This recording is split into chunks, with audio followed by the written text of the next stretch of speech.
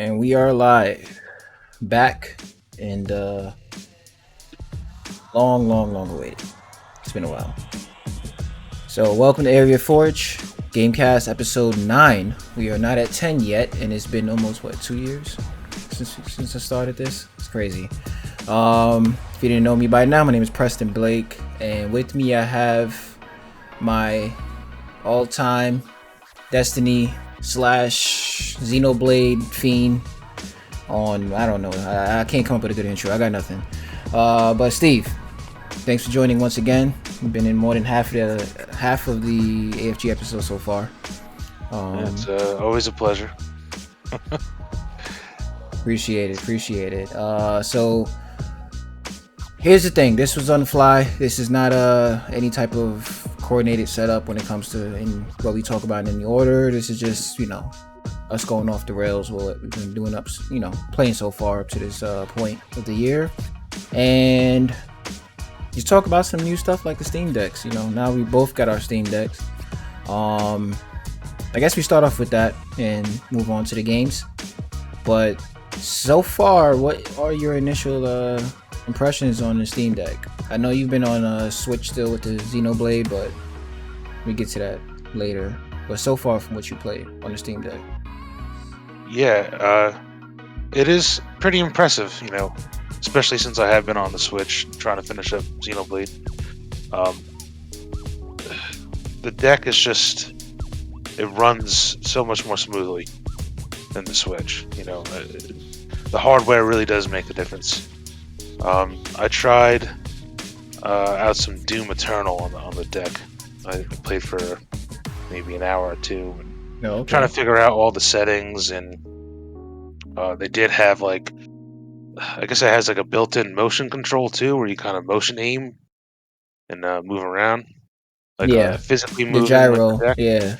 Yeah. So I wasn't a huge fan of that. I had to shut that off.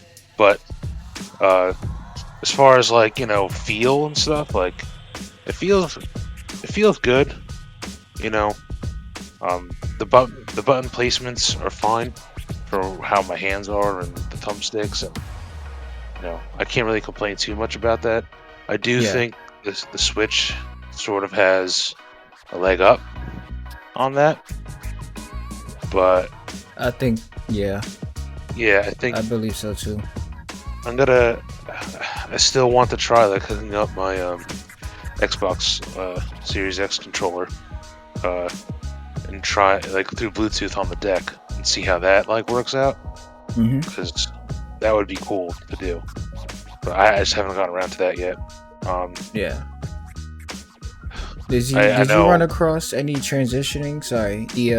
When it comes to the Switch and the Steam Deck's A and B button placement, when you press A, or you think you're pressing A or B? Yeah, it is sort of I gotta think about it sometimes, or I'll press something and I'm like, oh wait, that wasn't right.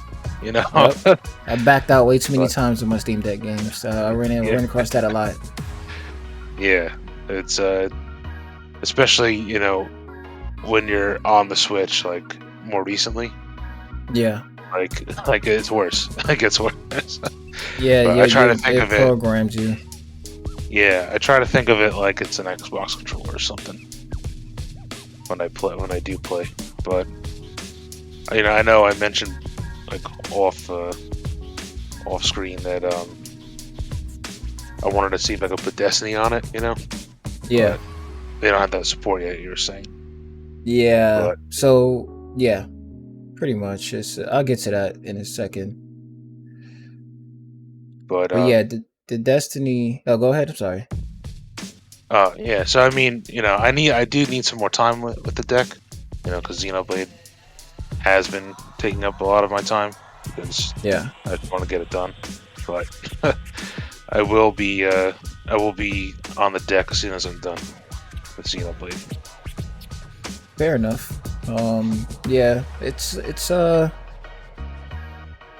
I have no self-control when it comes to certain things that hype me up that I have in my possession at the time. So as I was playing Xenoblade quite a lot before I got the Steam Deck in my hands, obviously that xenoblade train, you know, came to a halt and probably is still on delay and is not reaching its final stop for a while for me. Thanks to the Steam Deck. I've been on Benchmark City. So I've just been benchmarking back to back, downloading, deleting, customizing, doing that. Obviously, since the Steam Deck is a computer at the end of the day, it's a small modular PC. I am just digging and tons of I watched tons of videos on YouTube before I even got the Steam Deck, and I'm watching tons of more videos as they come out while I have the Steam Deck. So I'm like engulfed in this Steam Deck world right now. And all that being said, I am fucking enjoying the shit out this system. This is a very I'm still on the honeymoon phase, obviously, but this is a very important, essential gadget now during the day.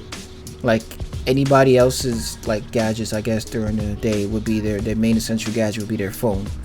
I'm on the Steam Deck like it's somebody's phone. Like I'm carrying it with me everywhere in the house, upstairs, downstairs, in the kitchen, you know, when I go out to my mom's house or whatever. It's everywhere with me. So it's again, strong honeymoon phase. I hope it keeps up in those, you know, settle down a little bit, but in a way where it's like, all right, I'm still feeling a little bit overwhelmed.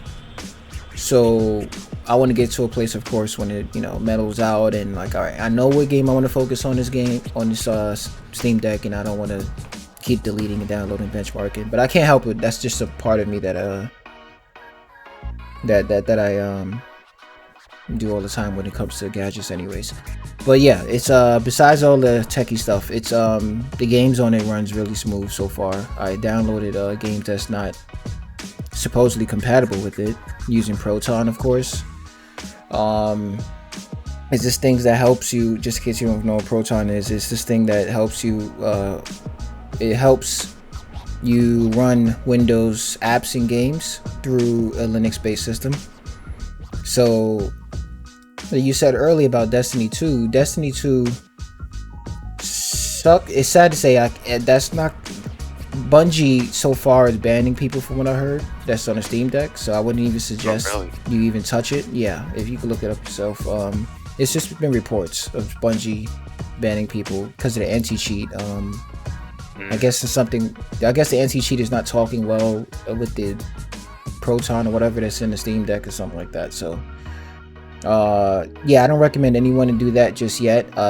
Apex was the same way until they recently came out with a patch for the Steam Deck, and I believe Bungie, I don't know if it's from Bungie, but I do know that it's in the works.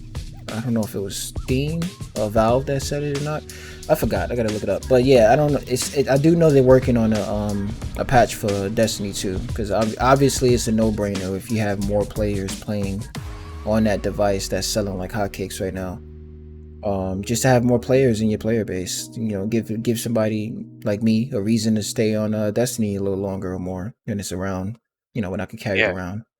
Obviously it's not running on the Switch, so you know, Steam Deck is the next best thing when it comes to a modular Destiny experience. So yeah, I think that yeah, anybody that's hyped for it right now, don't touch it just yet until they come out with a patch, until you hear from Bungie or Valve that that it's working.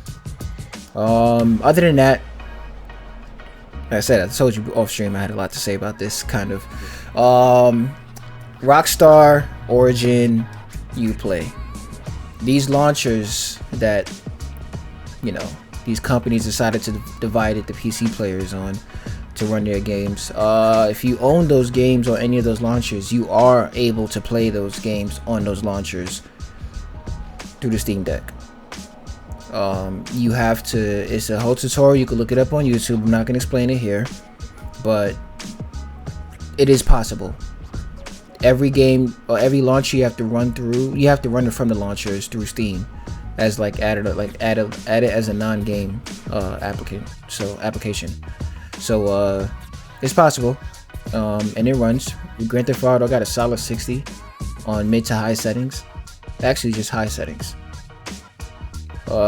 in the draw distances turned down, of course.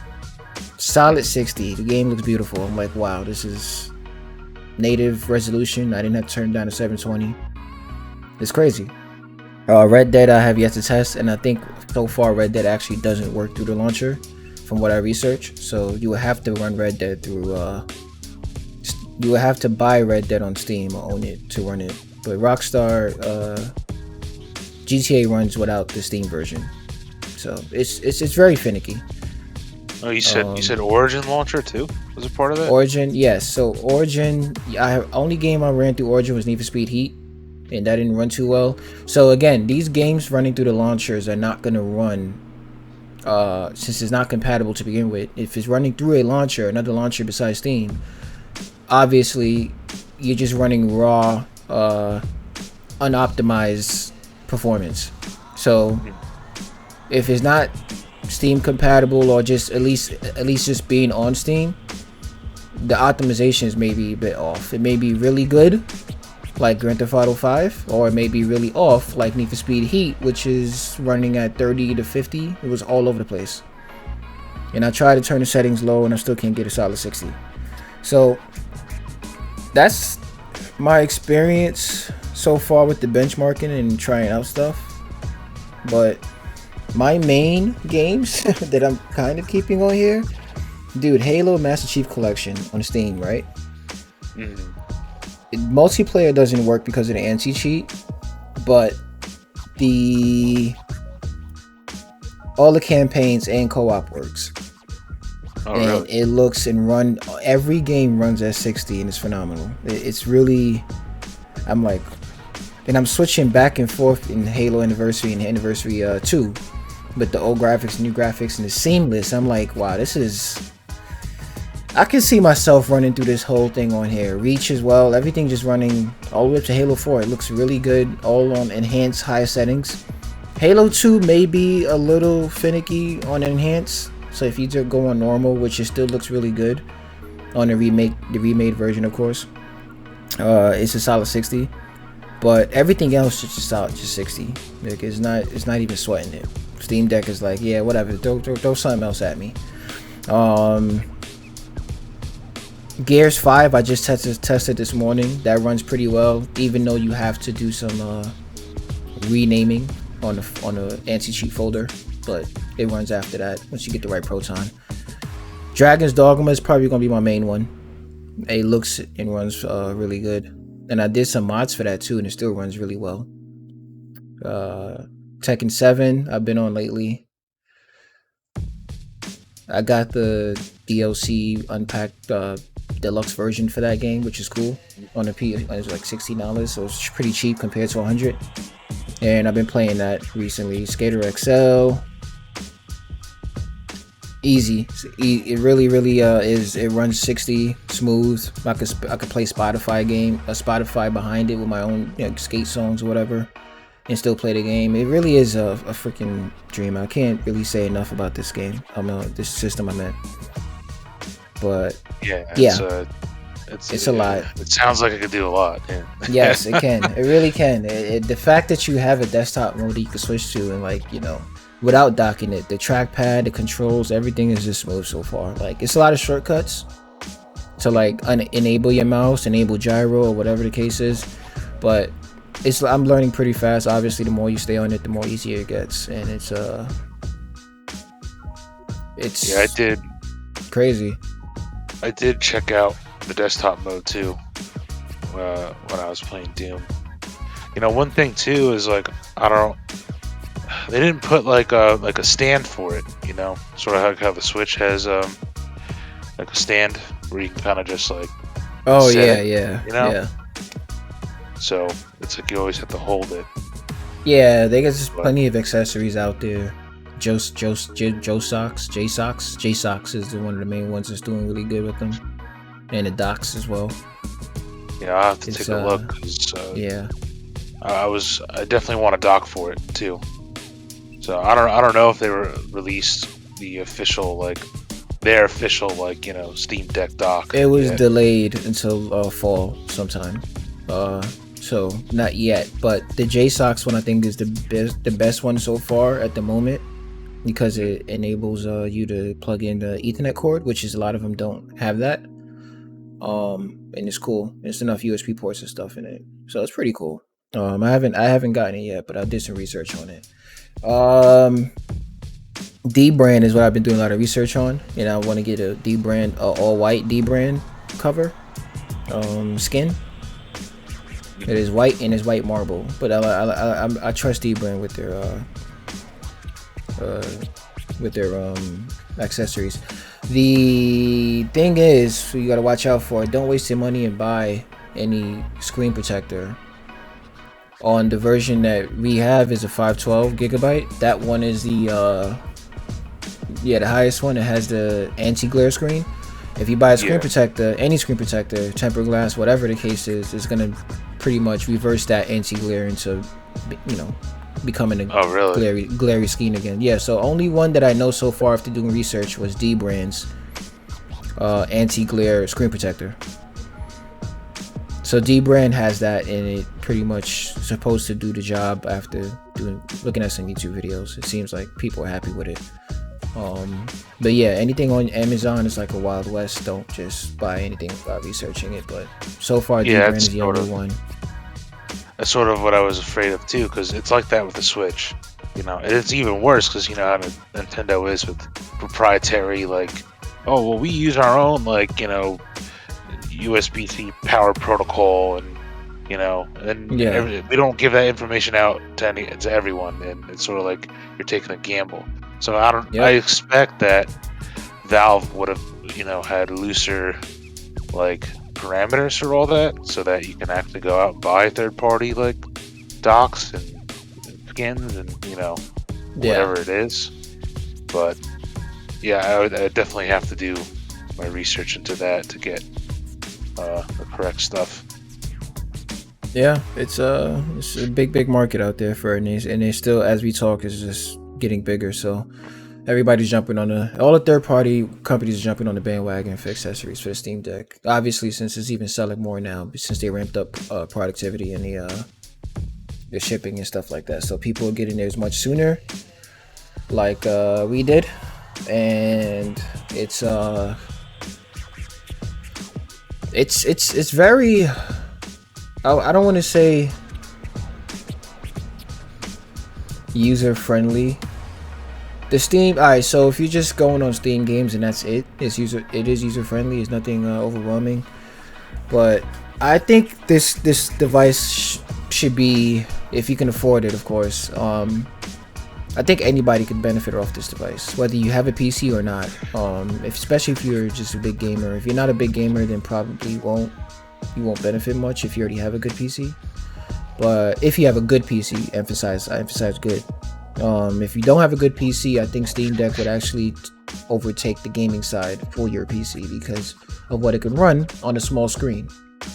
I'm not saying the Steam Deck is more powerful than your decent PC. I'm just saying that if you have anything below the 10 series GTX graphics card, or I forgot AMD side, anything equivalent to the AMD side, I think that the Steam Deck is probably going to do a little more work for you on the graphical settings on the smaller screen, not docked, on the smaller screen with the newer games that's out now, such as Spider-Man and stuff. So for anybody out there that's interested in getting the Steam Deck, just know that if you are not utilizing it, of course it's a gaming device. You can do more than, it's a PC. I mean, it's a computer, but you can still, its main prioritization is gaming. So if you're not gaming, obviously I don't suggest you getting this because it is quite expensive in this time, in this current time. So don't get it to web browse. Don't get it for YouTube videos. That's what tablets and Fire HD tablet is for. It's only $100. But moving away from Steam Deck, since we spent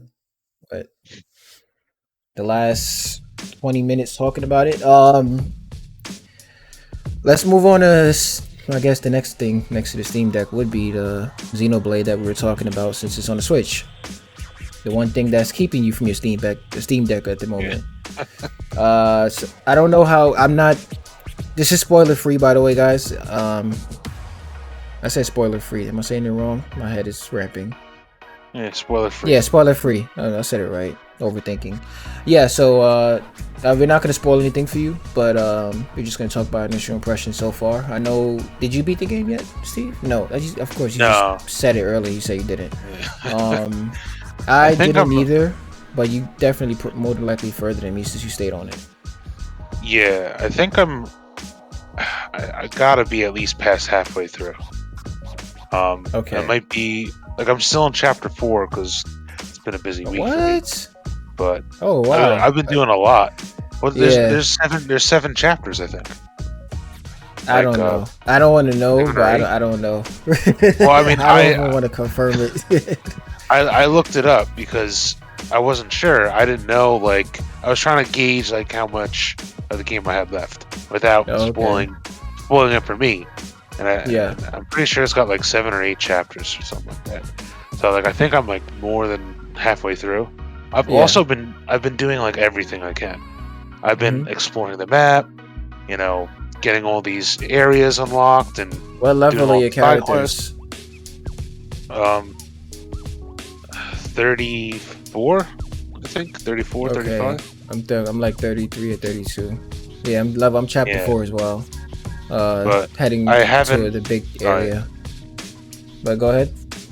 Yeah, I haven't been like trying to power level my characters. I mean, I could probably just with all the experience I have banked up, because you know you can go to the camps and level everything up.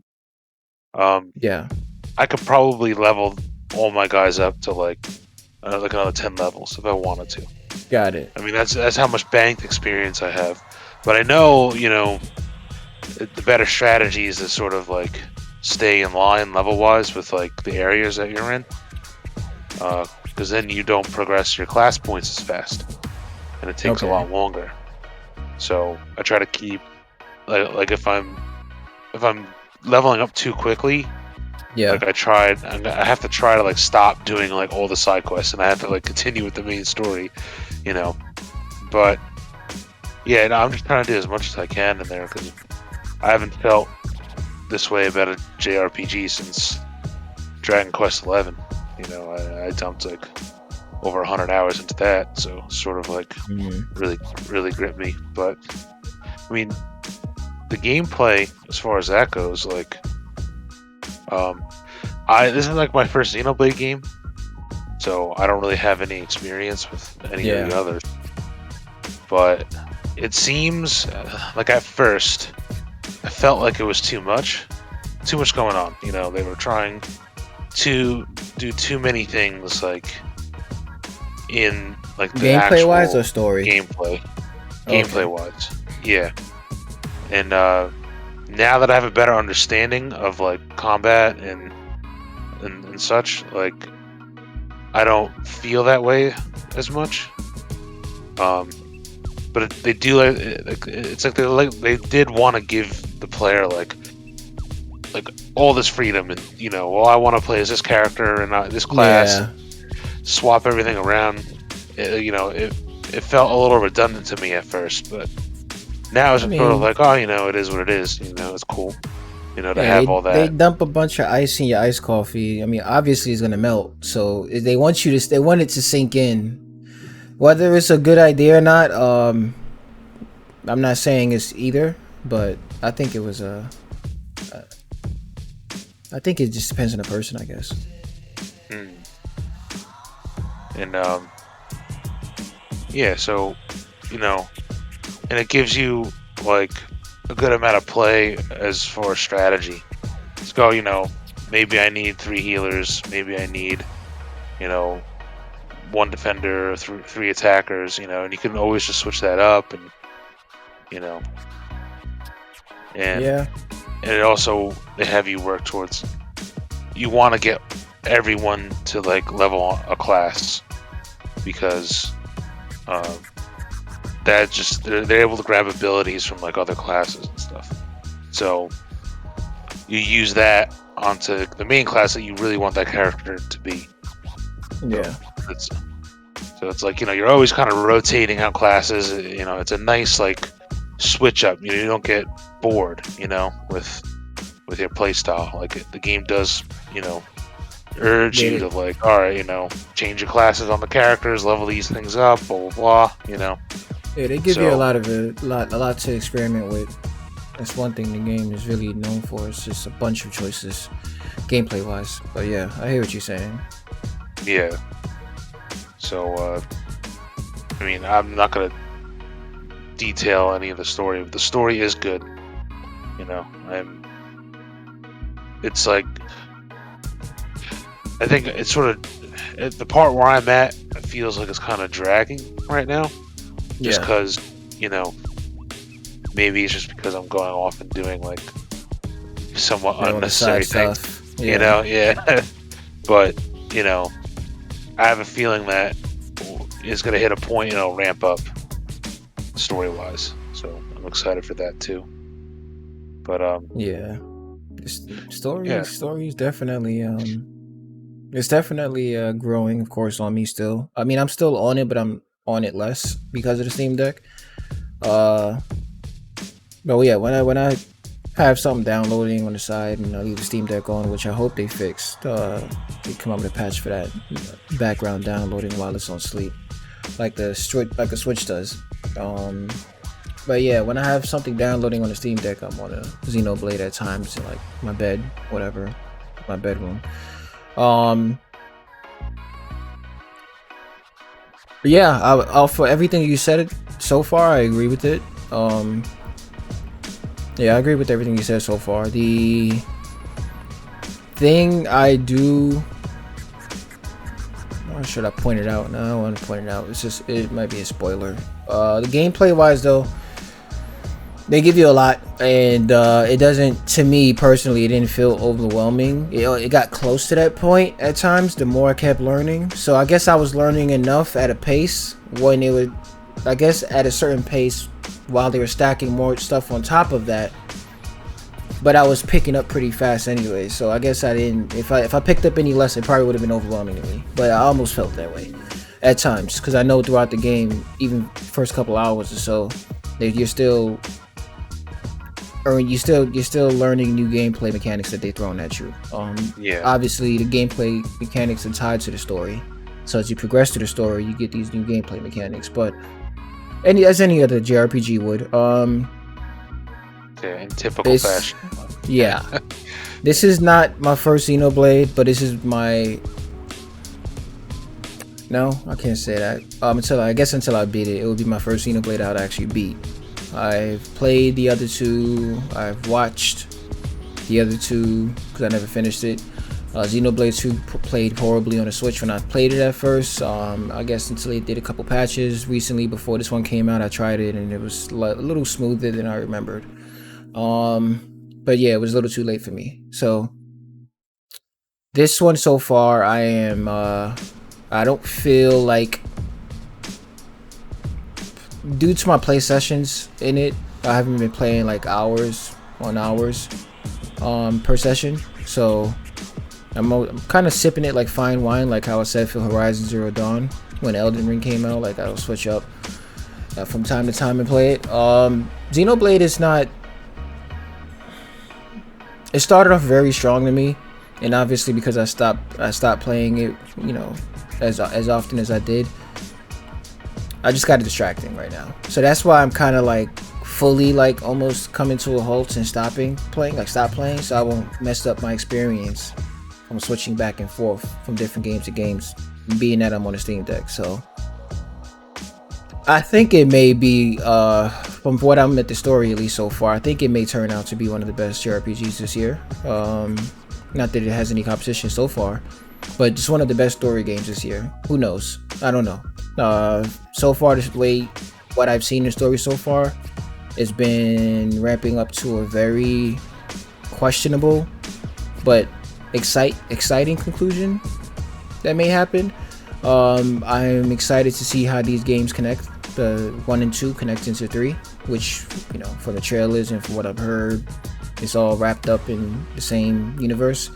And as complicated as the Xenoblade story is, I don't feel this one is as complicated as the others.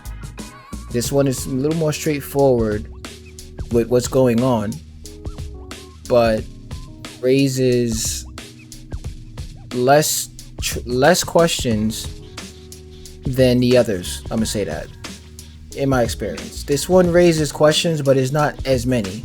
It's more of what is the main question as to what the hell is going on and why is it happening, than who the hell is that, where he's from, who's this, where they from. You know, it's not not as much going on as Xenoblade 2, especially. Than one was a great story, but a bit more simple than Xenoblade 2. But 3 seems like it's more on one side than 2. Yeah. So it feels more. Yeah. It seems like it can stand on its own story-wise. Because I watched, like, you know, the recap story on 1 and 2, so I had like an understanding of the lore and the events that happened before. But, like, you know, I feel like I'm halfway through the game, and like it's almost like that none of that even matters. You know, it's sort of like, I mean, I'm sure it will matter, you know, after a certain point in the story. But like for now, it's sort of just like, oh well, you know, does it even matter? Like, you know, like I could have just went like, you know, not knowing anything and still have the same level of enjoyment. Yeah. So, yep. I mean, it would be cool to see it tie in more, but I'm sure like hardcore fans, you know, would enjoy that more than just the regular person. Picking it up for the first time. But let me ask you, to end off with the Xenoblade, at least for now. Does this, and I ask myself this question anytime I'm playing a JRPG or any RPG for that matter, any story-driven game that is an RPG.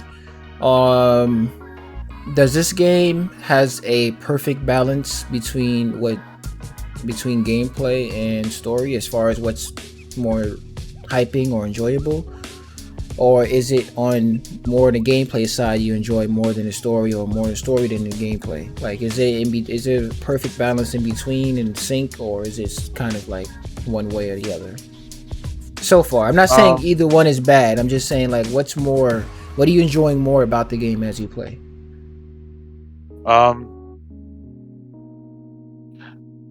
It's sort of, it is kind of like a mix.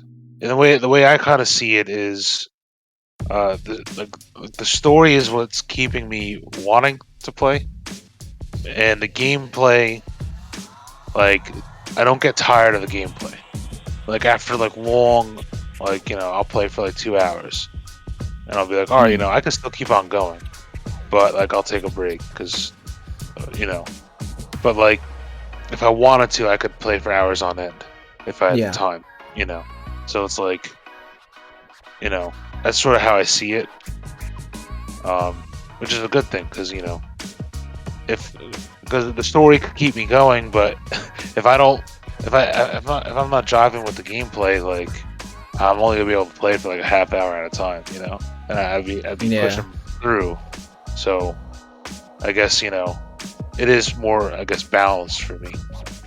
You know, I asked you that because you're coming from a place where you said you did a lot more in the story when it comes to like just doing all the side stuff, and I'm which the opposite. I just do it as a so I don't look around for stuff. Mm-hmm. And you saying that, you pretty much are saying that it's in a kind of a mix, like maybe in the middle, or there's no either. You don't lean towards either side, story or gameplay more. It's in the middle for you. It's also sort of like the completionist in me too. Okay. Like I know that there's, you know, you encounter like heroes that, you know, add to your party, and I know like that you don't find them all just going through the story. Yeah. Like you have to go out and like search. So that's sort of like the biggest factor for me. Like all my completionist is like in me. It's like I need to get all the heroes and get all the classes. Got it. Like, as like number one, you know, and then like I'll do the side stories because, you know, some are interesting, but I think some side stories also lead into hero encounters. Yeah, it does. I think that's a great great big point that complements the story very well with the gameplay. Um, is the side missions, the and it could be a very well random question mark on the map, like I told you before, that I went to, and it turned into a whole story arc for a hero character that felt like it was a part of the main story. So I think that's it. I think it strikes me from hearing what you're saying, from what you did, and you're still in the middle somewhat compared to I'm already in the middle and I just been doing straight story mostly. I think that's a testament to the story in this game, and just the development team on how they found that balance of throwing as much gameplay mechanics at you at the same time while giving you enough story where it makes you feel like you are working towards finding out in what's going on in the story, and just the progression is there within the gameplay itself. And the way how they married them two together, it was not too many I'm leave JRPG out of it. There's not too many RPGs out there in general, Western or JRPGs these days that do that I played at least.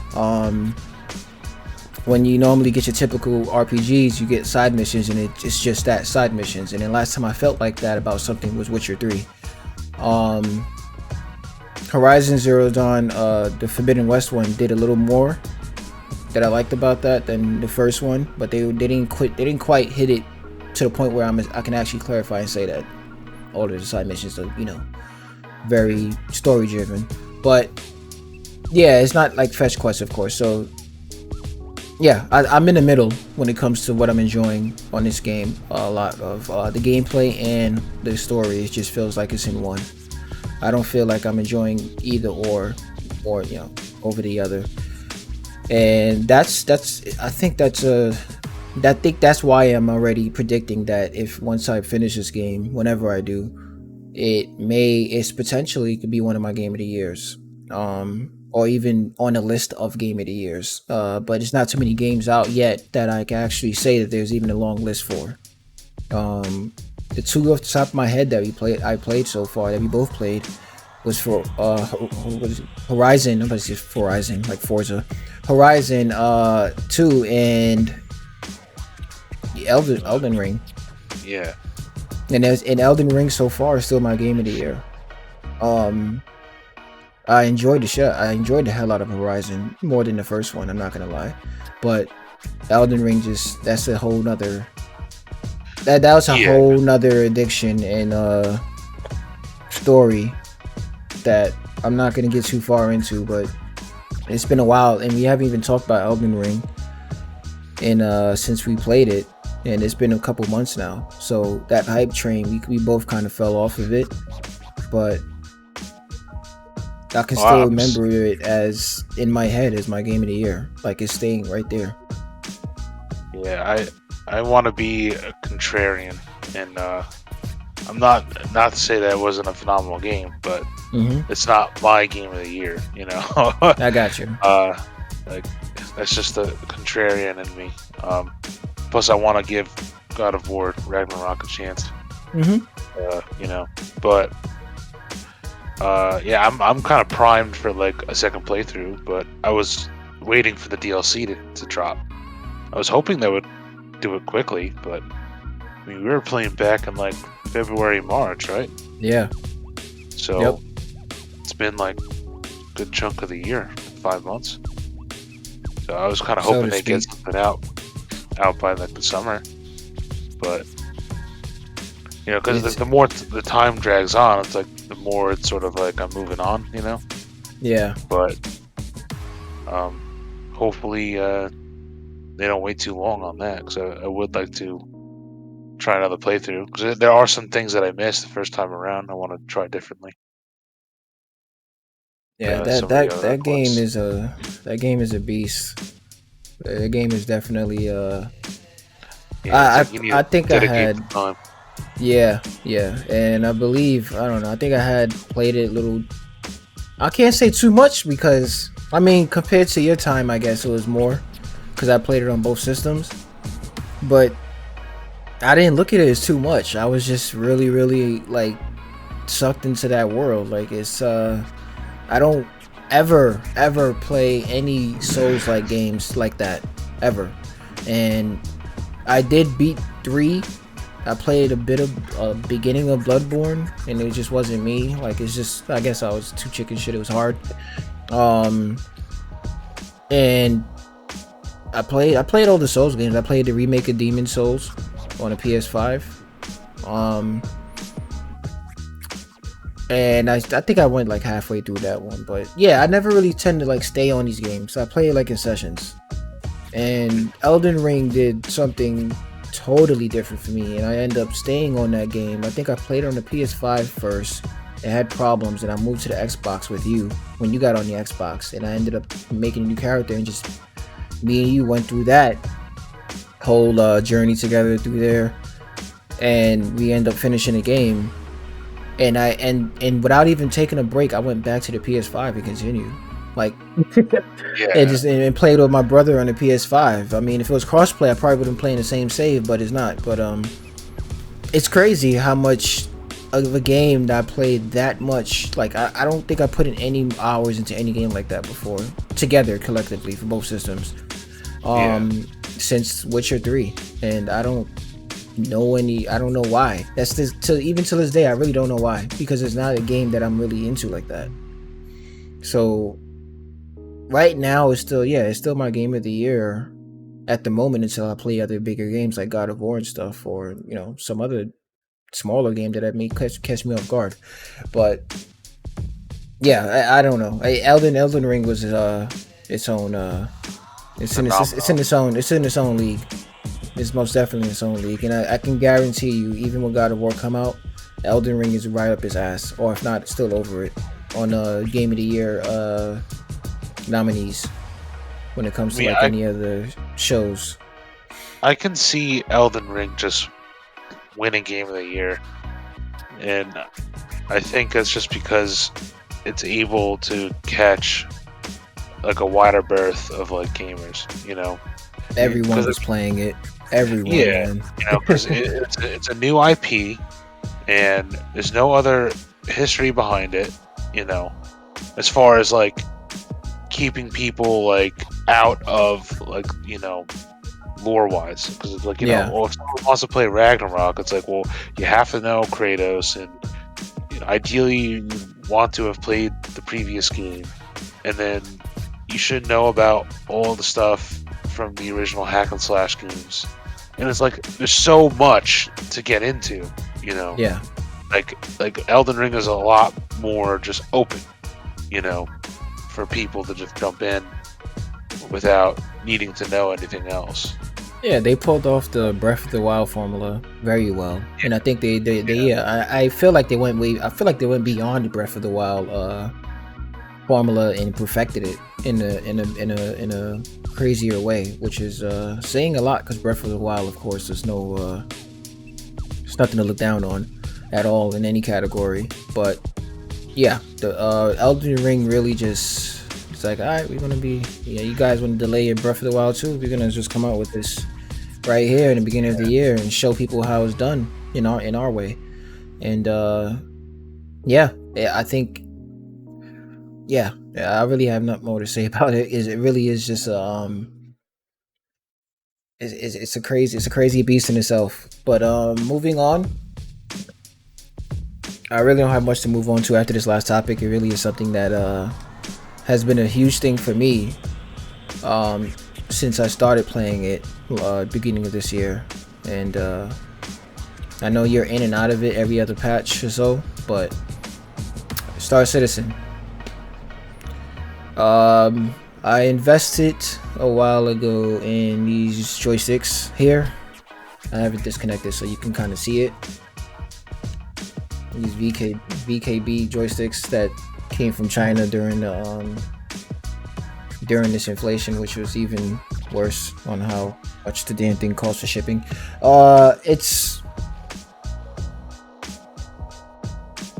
I don't think I ever talked about Star Citizen since last episode.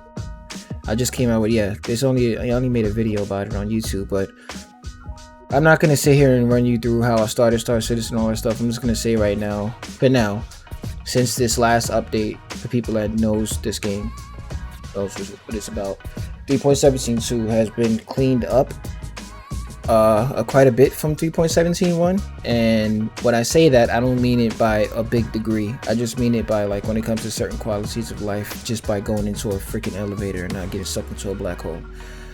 I see less of that.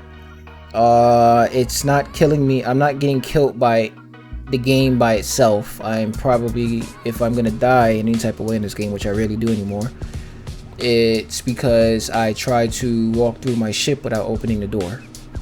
You know, if you force your way, the game is known for many bugs, obviously, and the more stuff they fix, the more stuff they kind of break. But so far, I feel like this a bit more of a safe, clean patch than the last patch we were playing, and I think 3.18, which is right around the corner, it may get delayed based on all the work they're putting into that patch from what I heard, but who knows. I'm not here to talk about the news about it, but yeah, go ahead. They fixed the elevators not opening up, right? Was that because that was like day one?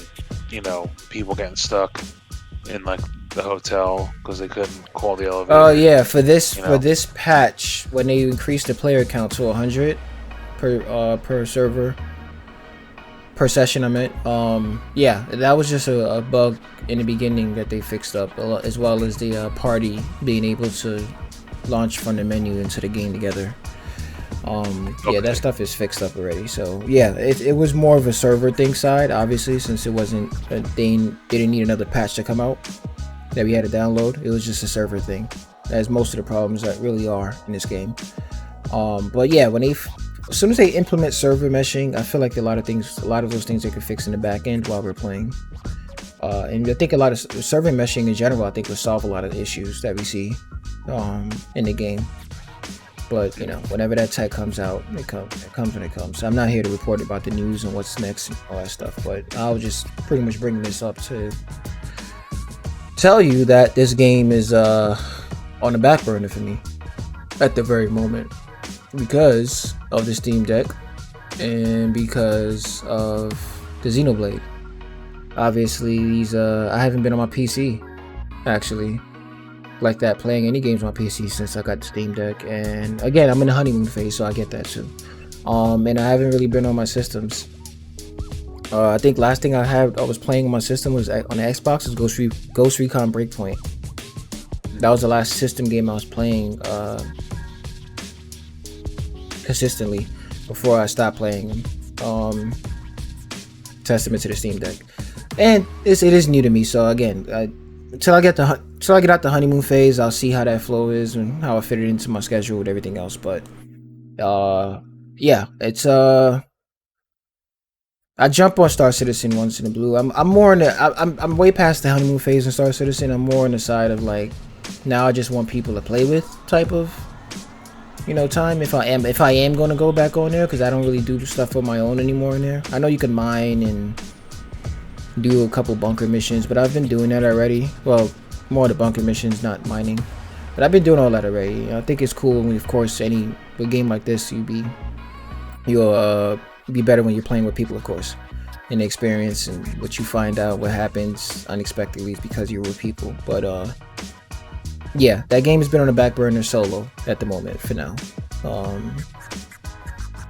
Other than that, I don't know. When was the last time you played? Probably we did that big mission. Oh, the Siege of Orison. That's right. Yeah. I think lately too, Destiny kind of ripped me off Xenoblade too, because the leaks came out about King's Fall, and I was like, well, I'm gonna have to do that. So I had to like start playing Destiny and get ready, because like I didn't want to be like at minimum light level for contest mode. I did a few encounters for contest mode, but yeah, so I wanted to actually be at a correct like light level for that, so I had to put in the time, you know. But it is what it is. I'm gonna jump on today. I'm gonna go to my mother's house with my brother real quick and bring my PS5 over here and play some Destiny. I'm definitely trying that out today. I haven't been on Destiny in a while, and I recently just downloaded it, but I never turned it on yet. I haven't finished the last patch, the story, so I'm still in the middle of that. Yep. So I wanna actually start working on that on I guess when I'm over there or something like that. So I don't know. I'll see. I'll work on it some other time, but yeah, it's been a while. So I want to see how I feel going back on it first to see if I want to dedicate my time to it or not. But all these elemental subclasses are reworked now. So Arc 3.0 came out with this season. So okay. So Void, Solar, and Arc are all like reworked, and they look like Stasis class does. Oh wow! It's no longer do they have like the It's the separate. map of like skills and it's like now it's all fragment based and aspect based. Oh, okay, I'm gonna test this out. Yeah, you'll see something new with all that. Okay. So sounds different. Sounds just interesting. What was I about to say? It'll probably come back to me. But yeah, for now, I seen the trailer for the new cyberpunk aesthetic city with the tethering power and all that stuff. Yeah, it looks incredible. It looks like a breath of fresh air for this franchise, at least. As much as we've been getting a lot of cyberpunk themed stuff lately, I haven't grown tired of it yet, and it's probably going to be a while before I do, based on what comes out at least, because I love the cyberpunk aesthetics in any game and that genre in general. Oh, that new subclass has a grapple hook. Yeah, it's the tethering, whatever. They're taking a page from Halo Infinite. Stranding, that's what they call it. Stranding. Strands, the Death Stranding game. But yeah, I would like to see that in this game, and that's what I was gonna say before I forget. Whenever they come out with this patch, on the Steam Deck here, I'll be all over it like hotcakes. I'll probably be playing a lot more. Yeah. Especially, I'm gonna try and finish up Xenoblade, and because I have my laptop, but I've been having issues playing Destiny on my laptop. I still haven't figured it out yet. So if I get it to work on the Steam Deck, then it's like excellent. I'll just play with the controller, and I can just prop it up, and it's small, so I can bring it into work and maybe get away with a little something. Yeah. I don't have to worry about a whole laptop setup, and I gotta hide it, or what I mean. It's a lot easier to hide something small. So yeah. I've seen some videos on it on the Steam Deck for people that downloaded Windows 10 on their Steam Deck, which I'm not doing, but it looked like they got a solid 60 on the high settings on that game. It looks through the video, it looks really good. So I could just imagine when you actually have it in person. So yeah, the sooner the better. Bungie, if you guys get that damn patch out for this. I don't know if it's up to them or up to Valve. I don't know who, but whoever's involved in that decision, hopefully they kind of expedite that, push it out, because I think it's just as easy as just an anti-cheat switch up or something, because it is not the game itself that doesn't want to run on the Steam Deck. It's just behind the Linux the Linux wall. So yeah, I think Proton would be good enough. I think if they could just not ban people that's on the Steam Deck or try it on the Steam Deck, that'll be helpful, I guess. But I don't know. I'm not a programmer. I don't know what pops up in their servers that they see as a red flag or not. So all I know is that they gotta hurry up and come out with that. But being that said, we are pushing the hour mark, so wrap it up here. Any last things you guys say about something we didn't talk about that we won't go on for another 5-10 minutes? No, I think that covers all bases. All right, so those of you who joined, thanks for watching. Those of you who are watching later, thanks for watching later on YouTube, which I'll have this up. I'm not gonna cut this. I don't know if I should do that. I don't know if I should chop it up and put gameplay videos in or not. I'll figure that out. But anyways, thanks for joining. Thanks for joining, Steve. Thanks for your time you took on your Sunday. It is a Sunday. I didn't even say anything about that. But yeah, we'll see about next week on not the stream, of course. I'm just talking about the Steam Deck stuff and everything else. I got a lot of stuff going on, so I don't know. It's like I said, it's been a while since we had this up, and going any further, I'm gonna start rambling. But thanks for joining, and I will see you guys next time. Peace out.